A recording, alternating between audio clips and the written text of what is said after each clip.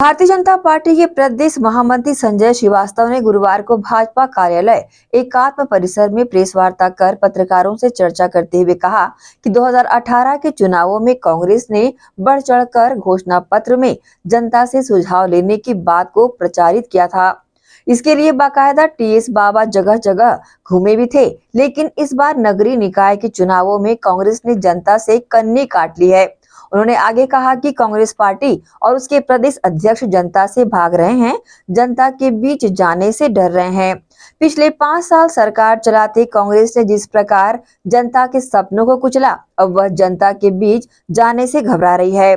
कांग्रेस का विजन केवल भ्रष्टाचार है, कांग्रेस का संकल्प केवल कुशासन है। ये कांग्रेस भी जानती है और जान भी गई है, इसलिए कांग्रेस ने जनता के सुझाव नहीं मांगे। दीपक बैज बताए कि जनता से इतना क्यों डर रहे हैं। कि एक प्रेस कॉन्फ्रेंस के माध्यम से भारतीय जनता पार्टी ने आप सबके माध्यम से जनता के बीच में इस बात को रखा कि इस नगरीय निकाय चुनाव, त्रिस्तरीय पंचायत चुनाव में आने वाले 5 वर्षों के लिए जनता किस प्रकार के विकास चाहती है, उनकी क्या मांगे हैं, उनकी क्या दिक्कतें हैं। इसके लिए हमने एक घोषणा पत्र चुनाव समिति बनाई है, चुनाव घोषणा पत्र समिति, और ये बहुत स्पष्ट है कि कोई भी सरकार जो जब जनता बनाती है तो जो जनता के हित के अनुरूप होती है वो अपेक्षा भी करती है कि वो 5 वर्षों के अंदर में सरकार उस तरह का व्यवहार करे, सरकार उस तरह के काम करे, उनके क्षेत्र के विकास करे और भी अन्य कोई समस्या उसका निराकरण होना चाहिए। और इसीलिए घोषणा पत्र समिति का निर्माण हुआ। कल घोषणा पत्र समिति की एक जो चुनाव की प्रेस वार्ता हुई, उसके माध्यम से हमने इस बात को रखा कि हम किस तरीके से जनता से हम सुझाव एकत्रित करेंगे। ये कल ब्रीफ हो चुका है। अभी 24 घंटे ही नहीं बीते थे, जैसा मैंने कहा कि सामान्य प्रक्रिया है कि जनता के अनुरूप ही सरकार को अपने घोषणा पत्र बनाने चाहिए, अपने चुनाव के अंदर में मुद्दे तय करते हैं, उसके बाद उस काम को इंप्लीमेंट करना 5 वर्षों के अंदर में, जो आपने प्रदेश में भारतीय जनता पार्टी की सरकार के 1 वर्ष के कार्यकाल में भी आपने देखा। लेकिन इसके विपरीत जो दूसरा राजनीतिक दल है छत्तीसगढ़ का, वो जनता के मतों को किस तरीके से दरकिनार करता है, इसका एक उदाहरण देखने को मिला कि जब उन्होंने इस बात का बगैर संज्ञान में लिए कि जनता से सुझाव लेना चाहिए, उन्होंने सीधा अपने घोषणा पत्र की बात की कि हम कार्यकर्ताओं से पूछ के अपना घोषणा पत्र जारी कर देंगे। इसमें अब इतनी ताकत भी नहीं बची है कि वो जनता की अदालत में जाए और जनता से जाकर सीधा पूछे कि हम घोषणा पत्र करने वाले हैं, चुनाव है, इसमें आपकी क्या क्रिया है, क्या प्रतिक्रिया है। और इस नगरीय निकाय चुनाव में, त्रिस्तरीय पंचायत चुनाव में वो जनता से कन्नी काट रही है। मेरा पहला सवाल यह है दीपक बैज जी से, क्योंकि आजकल दीपक बैज ही ज्यादा बोलते हैं, बाकी लोग तो बोलने की स्थिति में नहीं जो सरकार में थे, दीपक बैज जी ही बोलते हैं। तो दीपक बैज जी से मेरा इतना प्रश्न है कि जनता से वो इतना क्यों डर रहे हैं, ये दीपक बैज जी को आकर बताना चाहिए।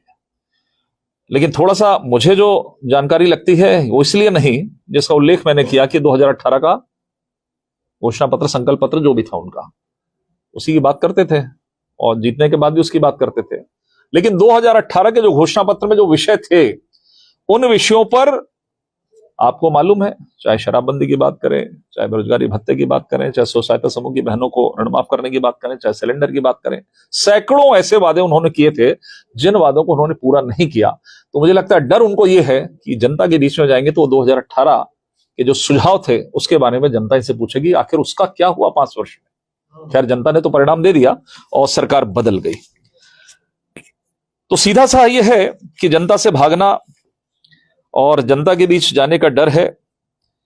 अखबारों में जो प्रकाशित खबर आई है कि कांग्रेस का घोषणा पत्र तैयार हो गया है, उसमें जनता की सोच, जनता की मांग, जनता का संकल्प नहीं है।